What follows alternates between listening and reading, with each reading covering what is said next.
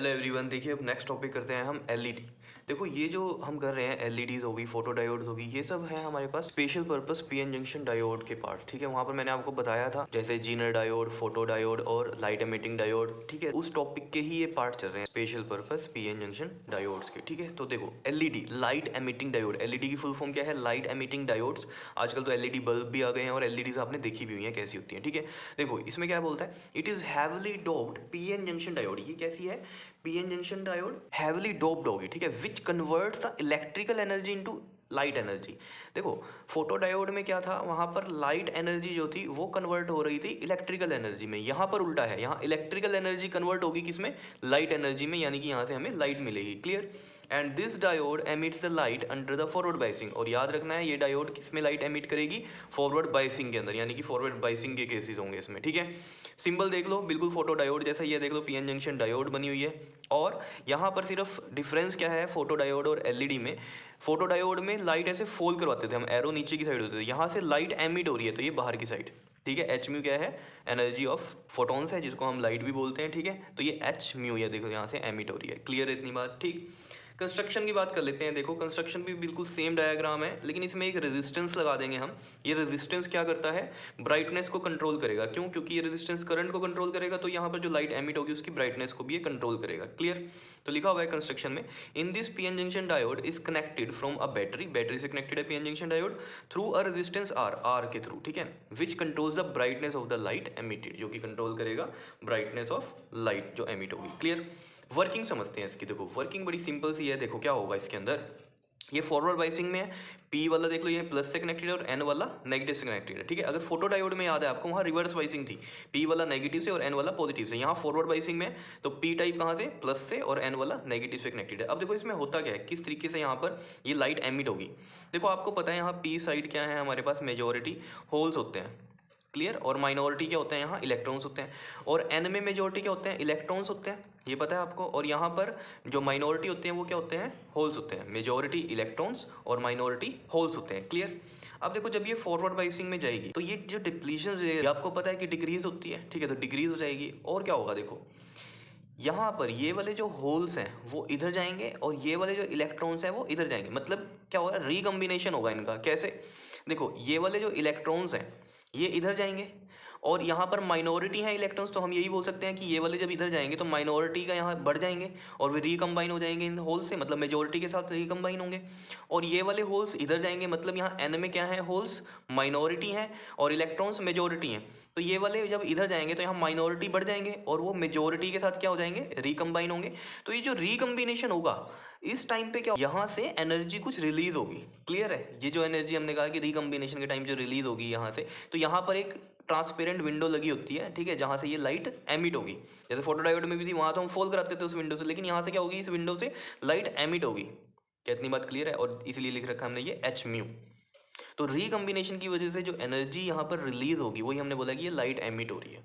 क्या इतनी बात समझ में आई है? देखो यही बात यहाँ पर लिखी हुई है, आपको ज़्यादा समझ में आएगी, ज़्यादा अच्छे से समझ में आ जाएगी। देखो when PN junction is forward बाइस, जब पीएन जंक्शन को हमने फॉरवर्ड बाइस कर दिया तो electron and holes move towards the opposite side. मतलब क्या है? इलेक्ट्रॉन्स इधर जाएंगे और होल्स इधर जाएंगे। ठीक है, opposite side of the junction.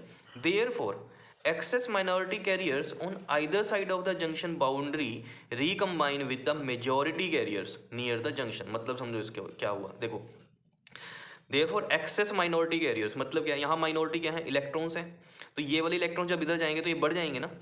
और यहाँ पर क्या है? माइनॉरिटी होल्स हैं, तो ये होल्स जब इधर जाएंगे तो इधर माइनॉरिटी बढ़ जाएंगे। यही लिख रखा है, therefore excess minority carriers on the either side of the junction boundary recombine with majority. और यहाँ वाले जो इलेक्ट्रॉन्स आएंगे वो मेजोरिटी वालों के साथ रिकम्बाइन होंगे, क्योंकि मेजोरिटी होल्स है। और यहाँ होल्स माइनॉरिटी हैं, तो ये वाले किससे कंबाइन होंगे? मेजोरिटी वाले इलेक्ट्रॉन्स के साथ। ये बात यहाँ पर बोल रहा है। ठीक है, तो recombine with majority carriers near the junction.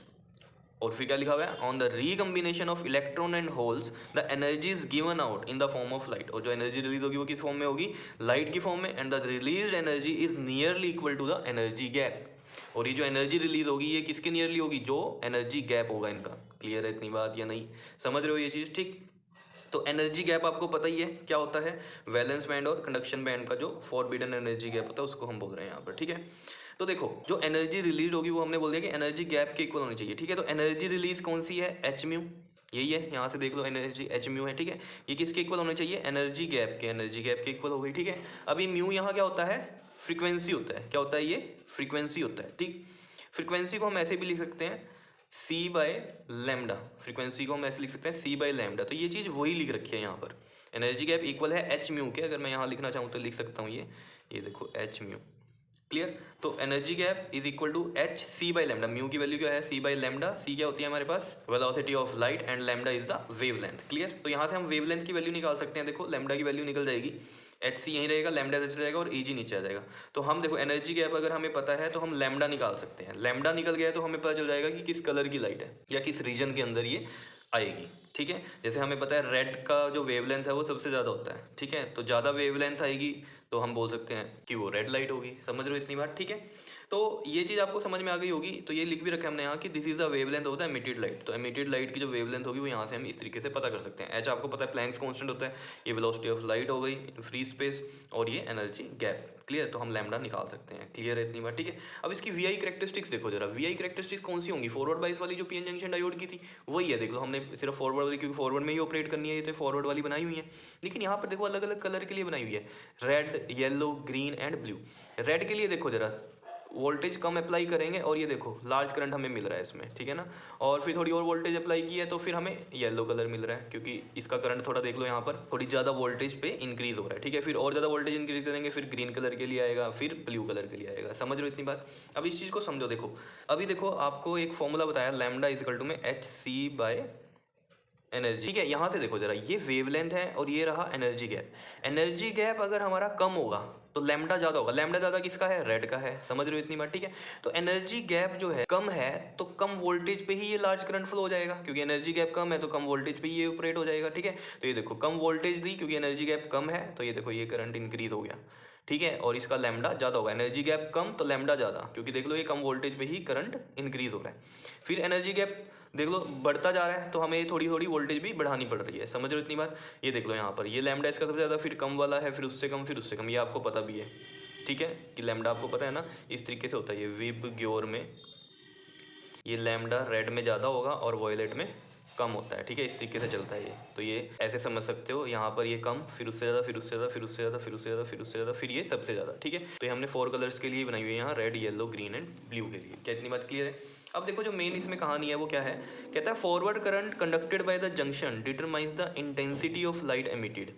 मतलब क्या है, जो फॉरवर्ड करंट आ रहा है इसमें by the junction determines the intensity of light, intensity of light को डिटरमाइन करेगा। मतलब क्या है, देख लो इसमें करंट ज़्यादा आ रहा है रेड वाले में तो इसकी इंटेंसिटी ज़्यादा, येलो में फिर थोड़ा कम है रेड के कंपैरिजन में, ये देख लो आपके सामने ही आ रहा है, या नहीं, मतलब वोल्टेज ज़्यादा पे करना पड़ रहा है ना ये हमें। देखो अगर यहाँ पर हम देखें, समझ पा रहे हो आप बात। तो फॉरवर्ड करंट जो है वो इनका डिटरमाइन करता है इंटेंसिटी का, ठीक है।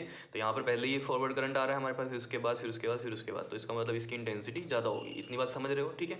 अब देखो उसके बाद हम बात कर लेते हैं इसमें एडवांटेजेस ऑफ एलईडीज़ की। एडवांटेजेस क्या हैं, देखो ये एलईडीज़ आजकल आप देखते होंगे होम्स वगैरह में भी यूज़ हो रही हैं, ठीक है। पहले नॉर्मल ट्यूब्स आती थी, अब वो ट्यूब लाइट की जगह अब क्या यूज़ हो रही हैं, एलईडी लाइट्स यूज़ हो रही हैं, ठीक है। क्या है उसका रीज़न, देखो एक तो लॉन्ग लाइफ है, दूसरा क्या है लो ऑपरेशनल वोल्टेज है, वोल्टेज बड़ी लो यूज़ होती है, एंड लेस पावर कंजप्शन है, पावर भी लेस कंज्यूम होती है, ठीक है। आपने देखा होगा जैसे 9 वोट का ही बल्ब है, ठीक है, वो बहुत ज़्यादा रोशनी देता है, ठीक है ना, एज़ कम्पेयर टू अगर आप प्रीवियसली जो यूज़ होती थी ट्यूब्स उनको अगर देखें, ठीक है, वो 40 वोट की यूज़ होती थी और उतनी रोशनी देती थी जितनी 9 वोट का बल्ब दे देता है एलईडी बल्ब, क्लियर। फोर्थ है हमारे पास cheap and easy to handle, बहुत सस्ती भी हैं ये एंड इजी टू हैंडल है, ठीक है, इनका ब्रेक होने का बहुत ही कम खतरा रहता है, क्लियर। अब देखो यूजेस ऑफ एलईडीज़ की अगर हम बात कर लें, यूजेस में देखो सबसे पहले हम बात करेंगे इन burglar alarm system. Burglar alarm system में यूज़ होता है, मतलब जैसे हिंदी में बर्गलर अलार्म को क्या कहेंगे, चोर घंटी, ठीक है। जैसे आपने कुछ मूवीज़ देखी होंगी, उनमें क्या होता है जब थीफ कोई चीज़ चोरी करने आता है, जैसे मान लो कोई डायमंड रखा हुआ है, ठीक है, उसको उसे चोरी करना है, तो वो जिस रूम में डायमंड होता है ना वहाँ पर बर्गलर अलार्म लगे होते हैं, ठीक है। अगर आपने मूवीज़ में देखा हो तो वो थीफ क्या करता है, गोगल्स लगाएगा और उसमें देखेगा कि कहाँ कहाँ लाइट फॉल हो रही है, पूरा लाइट इधर से उधर, इधर से उधर उसमें बनाई होती है, ठीक है। जैसे मान लो ये डायमंड रखा है, ठीक है, तो लाइट इधर से फॉल हो रही होगी, एक इधर से, एक इधर से, एक इधर से, इस तरीके से लाइटें वहाँ लगी होती हैं, ठीक है। लेकिन वो लाइट दिखती नहीं है क्योंकि वो इंफ्रारेड रीजन वाली होती हैं। जैसे आपके रिमोट में एलईडी लगी होती है आगे, ठीक है, लेकिन आप जब रिमोट से चैनल चेंज करते हो तो क्या वो दिखाई देती है लाइट? नहीं, क्योंकि वो इंफ्रारेड रीजन की है जो आपको नहीं दिखाई देगी, ठीक है। इसी तरीके से बर्गलर अलार्म में भी जो एलईडीज होती हैं वो इंफ्रारेड वाली यूज़ होती हैं, समझ रहे हो। लेकिन जो मैंने अभी आपको बताया, थीफ ने जो गॉगल्स लगाया उसके थ्रू वो उन लाइट्स को देख सकता था, ठीक है, और फिर वो बच बच के निकलता है इस डायमंड को चोरी करने के लिए, ठीक है, ताकि क्योंकि अगर ये लाइट कट हुई तो क्या होगा?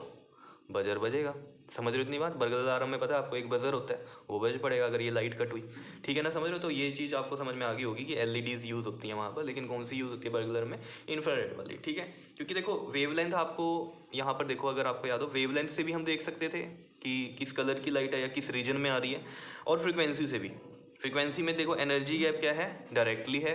फ्रिक्वेंसी के फ्रिक्वेंसी ज़्यादा तो एनर्जी गैप भी ज़्यादा, लेकिन लैम्डा से ये इन्वर्सली है, ठीक है ना। तो अगर हम फ्रिक्वेंसी की बात करें तो देखो अलग अलग फ्रिक्वेंसी की लाइट होगी, क्लियर। तो वो फ्रिक्वेंसी डिटरमाइन कर देगी कि वो विजिबल रीजन में आ रही है या फिर आपके इनविजिबल रीजन में आ रही है, क्लियर। जैसे इंफ्रारेड के लिए जो लाइट्स आएंगी, इंफ्रारेड से जो लाइट निकलती है वो हमारे विजिबल रीजन में नहीं आती है, ठीक। सेकंड देखो, इन कैलकुलेटर, डिजिटल वॉचेस, ठीक है, तो कैलकुलेटर्स में भी एलईडीज यूज होती हैं और डिजिटल वॉचेस में भी यूज होती हैं, ठीक है। In traffic lights, in traffic light को तो बड़ा सिंपल सा एग्जांपल आपने देखा ही होगा। ट्रैफिक लाइट्स पे जो लाइट्स लगी होती हैं वो सारी क्या है? एलईडी लाइट्स ही होती हैं, ठीक, क्लियर है। तो जो ट्रैफिक लाइट्स हैं जितनी भी, वो सारी कैसी हैं हमारे पास? एलईडी लाइट्स ही होती हैं, ठीक। फोर्थ है इन रिमोट कंट्रोल वाली, जैसे मैंने अभी आपको बात बताई है। जैसे बर्गलर अलार्म में बोला हमने, बर्गलर अलार्म में बोला कि वहाँ पर भी जो एलईडी लगी होती है वो इंफ्रारेड वाली होती है। तो आप अपने रिमोट देखना टीवी के या जो सेटअप बॉक्स होते हैं उनके, वहाँ पर एक छोटी सी एलईडी होती है, आगे देखना, तो वहाँ से इंफ्रारेड वाली जो है वो एमिट होती है रेज, ठीक है, जो हमें नहीं दिखाई देती, लेकिन वो काम तो करता है। जब आप चैनल चेंज करते हो, देखो होता है ना चैनल चेंज, जब आप बटन दबाते हो तो वो कैसे हो रहा है? वो उस रिमोट के थ्रू ही हो रहा है, क्लियर। तो आप समझ गए होंगे यूजेस क्या है एलईडीज़ के और वर्किंग क्या है। बहुत ही सिंपल से हैं ये भी टॉपिक्स, ठीक है, तो इनको कर लेना, इंपॉर्टेंट है, तो इसको अच्छे से नोट करो। ओके जी, क्लियर, ओके, थैंक यू।